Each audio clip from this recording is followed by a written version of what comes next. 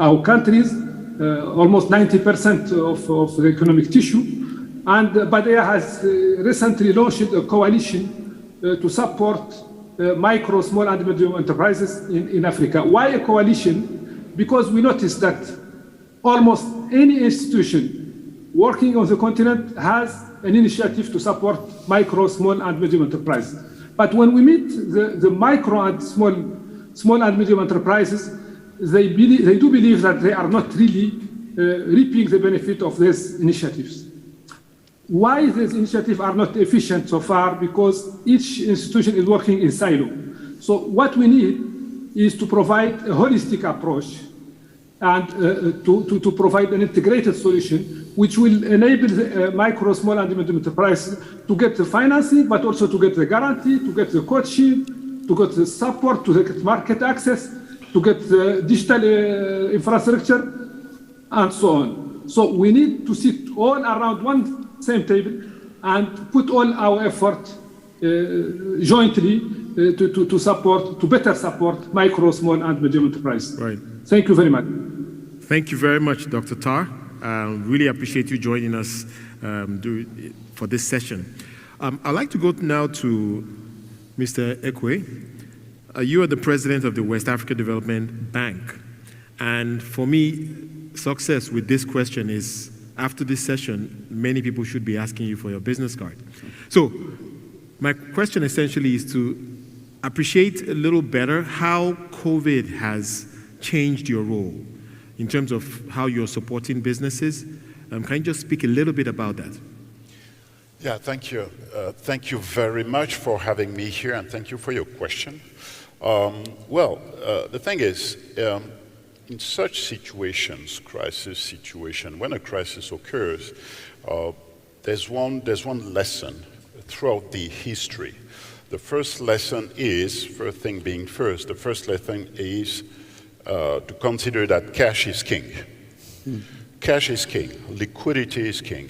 If you take the example of a number of central banks repurchasing program for the past years, in a few words, you look at the US, the Federal Reserve has been repurchasing assets up to, read my lips, up to 20% of the US GDP, which is approximately 4 to 5 trillion US repurchasing program.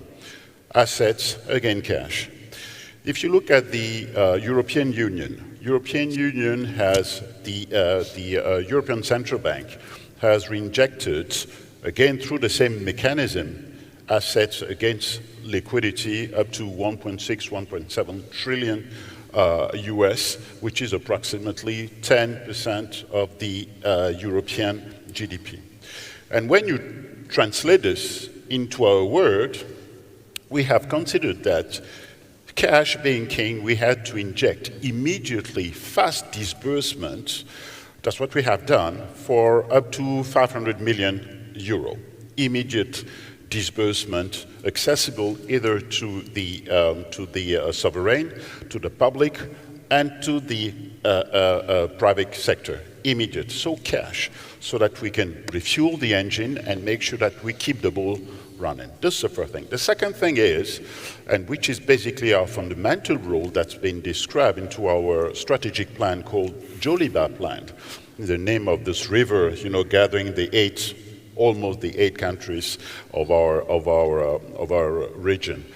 Basically, the idea is to foster the development on 5 major sectors, which are, and that would not come to a surprise to anyone here, which are infrastructure.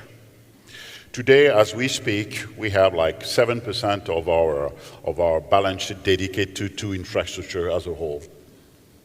Now, so infrastructure, one. Energy, and we have decided... Sorry, did you say 70% or 7%? 70%. Oh, 70. Yeah. 7, okay. 70. Right. So then energy.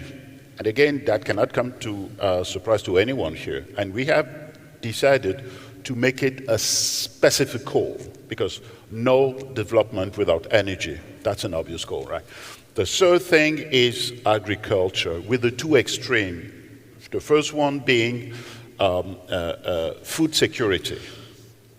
The second extreme being agribusiness and agribusiness. How do we go up the chain? How do we go up the value chain? All right. So that's the third thing. The fourth thing is everything related to real estate, and notably everything related to social housing. Again, when you look at the situation in our region and in Africa in general, you have like the median age of our population, it's 20 years, 20 years. And you know that the population doubles every generation, which means every 20 to 25 years. In our region, we have like 100, 150 million inhabitants. In 20 years, we will be 300 million, which is the current population of the US. So the challenges are huge. So the questions of social housing is critical.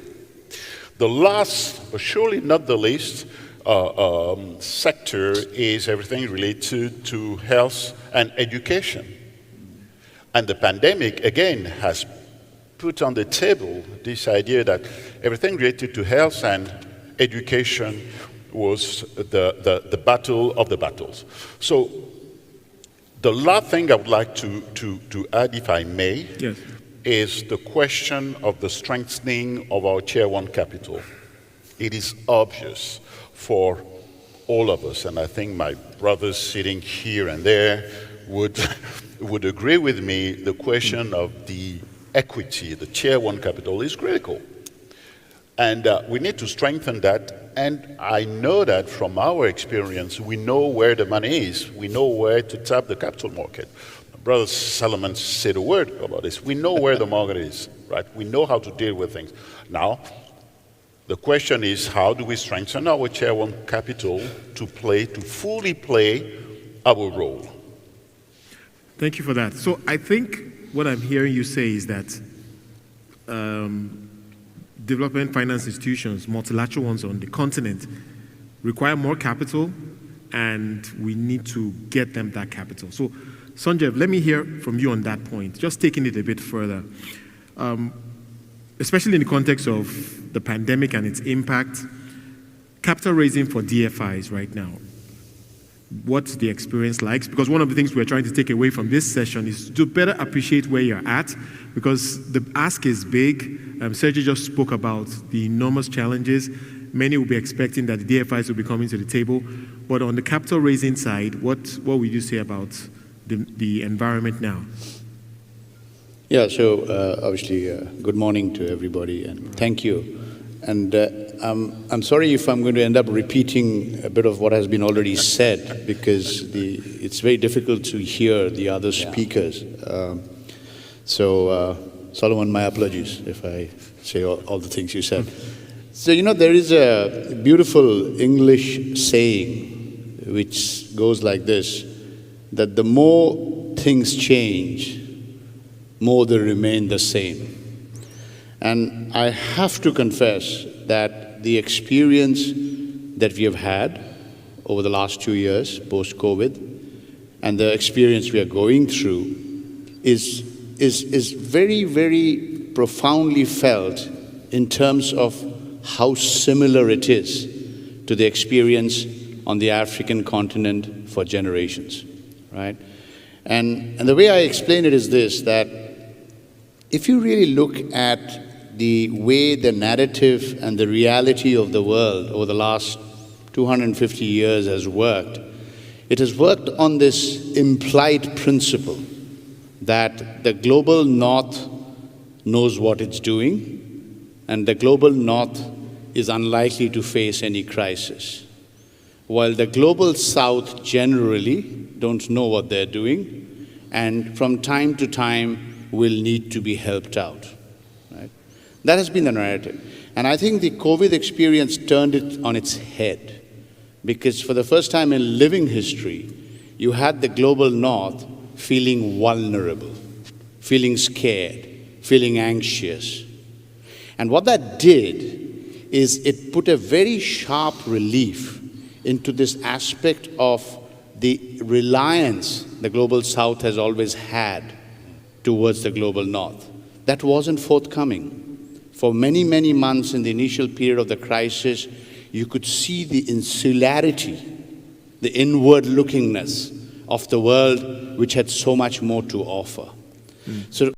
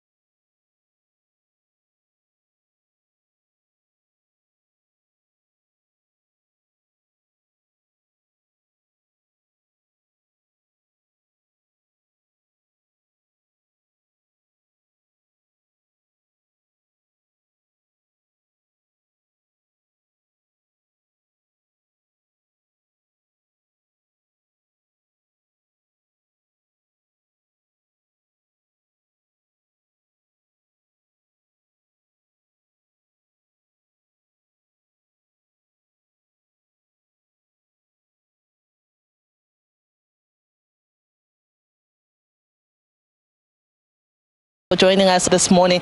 It's a great time for eThekwini in Durban, particularly at a time where you are trying to recover from COVID, firstly, and secondly, from the looting itself. What have you done so far using this conference or this trade fair as a catalyst? Well, this trade fair is quite important as a catalyst and a boost for business confidence and for investors in general.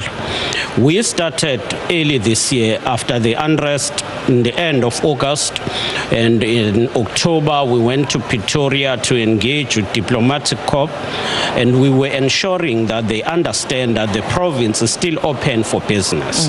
With the number of exhibitors and the investors who have landed, we're confident that the growth of the economy will be resuscitated. This is not only for Durban, but it is for KwaZulu-Natal as a whole and for South Africa.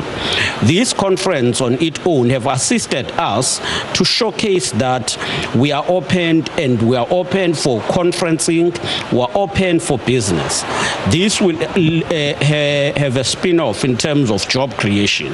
Yesterday, IEC alone reported that they've managed to bring back more than 1,200 employees who have been put on leave without pay because of the COVID-19 as they had closed down. So this is about resuscitating the economy. As we talk, you'll see that across us, there is Hilton Hotel, which is still closed. Yes. But with this engagement, a number of others that are coming, surely they will see the need to come back. Yeah. Let's talk about the Toyota plant that is assembling some of its units there. It must be quite an exciting time. How do you plan to bring in more automobile manufacturers to do the same as what Toyota has done? Indeed.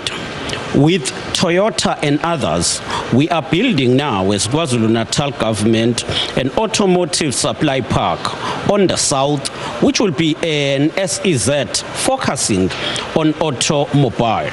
And we are proud that Toyota has led the way. They are leading the way. If you will see, this car is written, proudly made in KwaZulu-Natal, South Africa. Are all the units written like that? It is not the first one, and it is not the second.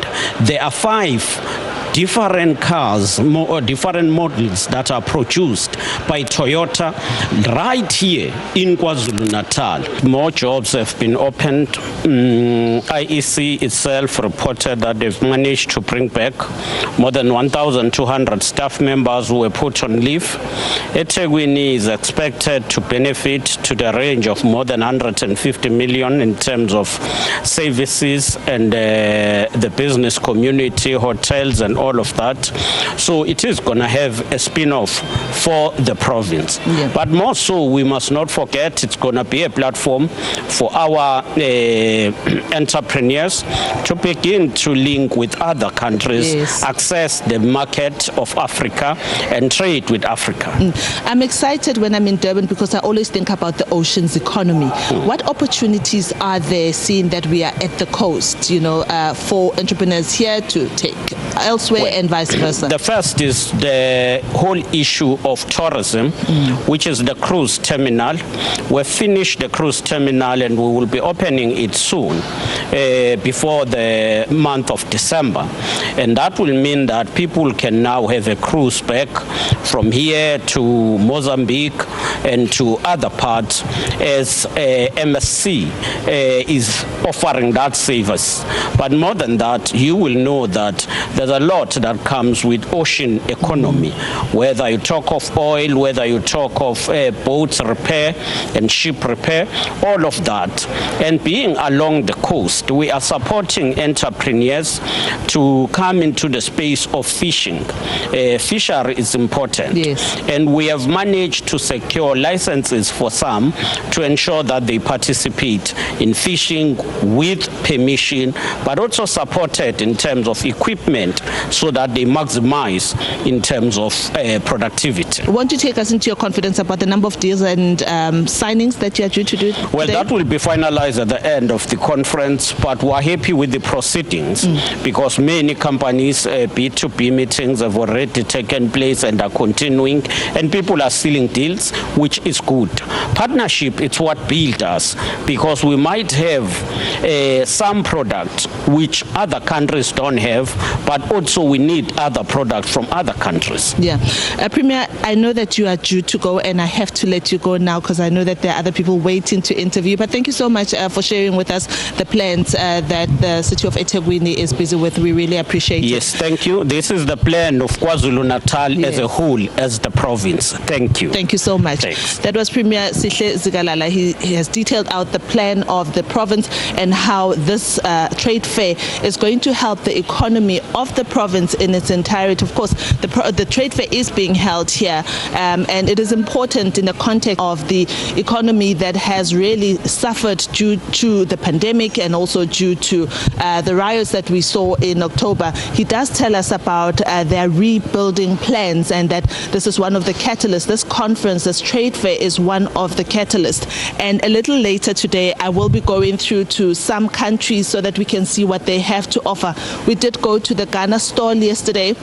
They're big in agro-processing and agriculture, and also in shea butter. I know there are a lot of ladies that watch us use shea butter. And as you can see, we are at the South Africa store right now. A little later, people will start to fill in here, and we will speak to the South African entrepreneurs as well to find out what do they have in store for the rest of Africa. Remember that through this Intra-Africa trade fair, it is hoped that Intra-Africa trade will be increased from its current low levels of between 14 to 16% to at least increase. When you look at other countries and other continents, for instance in Europe, you find that Intra-Africa intra-trade there goes up to more than 50%, and we're hoping that with Africa and its vast minerals, this will also become the case. In another conversation in the same place, Diabosito spoke to Odi Akonoba, the Intra-African Trade Fair Manager for Strategy and Innovation, and this is how it went. Target to be deployed over the next 5 years. Over the last 5 years we did 20, so we're looking to double that. And of course, as you've rightly pointed out, the youth are a critical constituency. This is something that we've always known to be true, but we're taking a more deliberate approach to supporting them over the course of the next 5 years.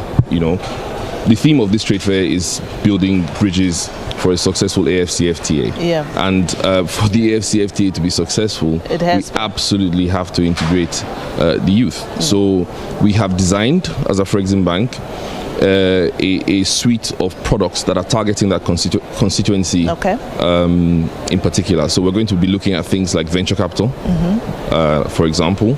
We're also going to be looking at lending solutions that target smaller businesses. Especially because the issue of funding is so critical, particularly in the continent. Absolutely, absolutely. So if you talk to the youth to find out what their pain points are, so youth entrepreneurs, they'll tell you a number of things. They'll tell you that access to finance is a big problem. We're a bank, that's our core competence, so we're going to look to solve that. They'll also tell you that there are issues with capacity. So they need to be trained, they need technical skills. Someone needs to teach them how to run businesses successfully. So we're working with strategic partners who can facilitate that better than we can. But we're obviously intervening in that space. And the third thing they need is market access. So the bank is going to leverage its existing digital platforms to create that market access for them, in addition to things like what we're doing here today, which is the Intra-Africa Trade Fair. So those are just some of the things that we think they will benefit from.